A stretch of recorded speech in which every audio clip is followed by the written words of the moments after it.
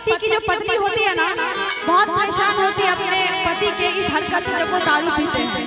हर एक पत्नी लगभग में जो पत्नी होती परेशानी होती है जब वो जिनके पति बहुत ज्यादा लेते हैं ना ड्रिंक, तो उसमें बहुत ज्यादा परेशान हो जाती है। तो इसलिए कहती है अपने पति से क्या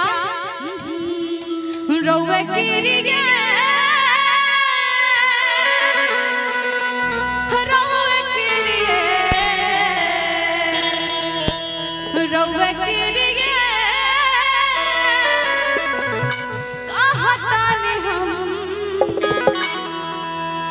राजा कहियो बाहुर खा के मर जाई, पियल ना छोड़वा तो कुछ मर जाई।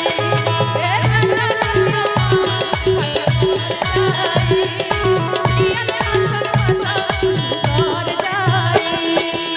रौवे गिरी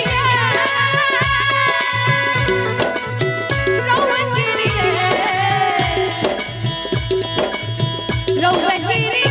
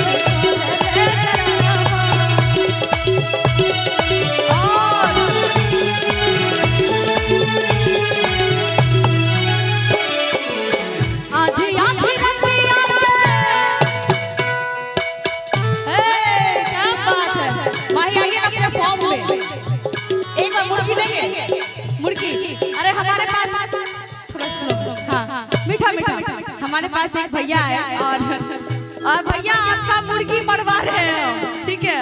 एक भैया है मंच के पीछे, हमको बोलते हैं मैडम मुर्गी मारते हैं ना। हम बोले कि हाँ तो मुर्गी फॉर्म में होता है, कभी कभी मौका मिलता है तो मारने चले जाते हैं।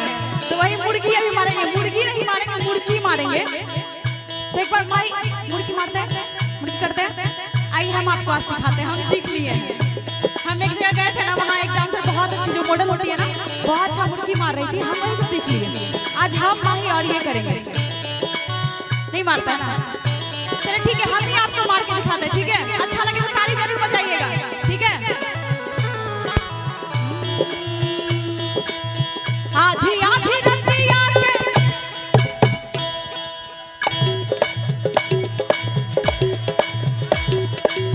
आधी आधी रतिया के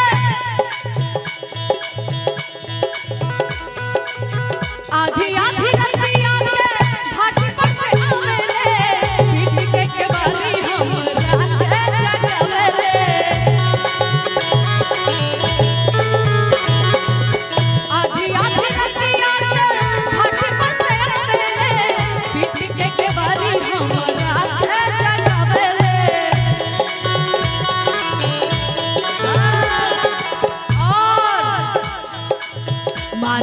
खातिर लेके दौड़त बसवा के नामा, मारे खातिर लेके दौड़त बसवा के नामा, बेचारा उठी के रोज अरे ले डरामा, हमारो के लगन सुता दिए आमा, बेचारा उठी के रोज अरे ले डरामा।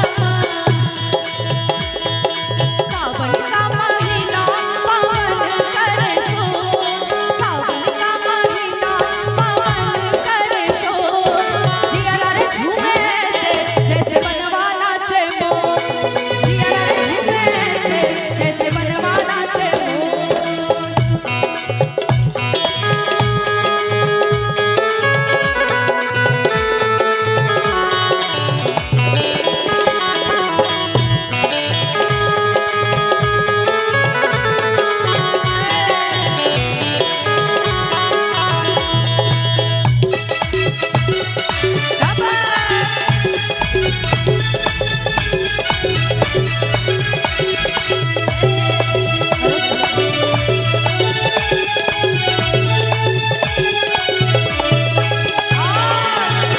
और क्या कहते हैं, पिए लाता इज्जत नहीं,